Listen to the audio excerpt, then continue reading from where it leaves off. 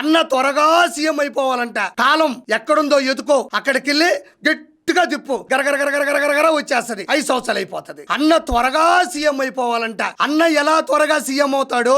బూతులతో రెచ్చిపోండి, వీలైతే నా కోసం చచ్చిపోండి అని కార్యకర్తలు ఉసుగొలుపుతూ ఉంటాడు. కాబట్టి అన్న త్వరగా సీఎం అయిపోతాడా? 2 సార్లు ఎమ్మెల్యే, ఒక్కసారి మంత్రి అయిన నువ్వు రప్ప రప్ప అనే డైలాగులతో రెచ్చగొట్టే ప్రసంగాలు చేస్తూ ఉంటావు. కాబట్టి అన్న త్వరగా సీఎం అయిపోతాడా? పట్ట పగలు కత్తులతో వీరంగం చేస్తూ, చిందులు వేస్తూ ప్రజల్ని భయభ్రాంతులకు గురి చేస్తూ ఉంటారు. కాబట్టి అన్న త్వరగా సీఎం అయిపోతాడా? పట్ట పగలు మిట్ట మధ్యాహ్నం నడి రోడ్డు మీద అత్యంత కర్కశంగా ఒక జీవాన్ని కోసి చంపి మొన్నం నుంచి వస్తున్నటువంటి రక్తంతో అన్నకి అభిషేకం చేశారు. కాబట్టి అన్న త్వరగా సీఎం అయిపోతాడా?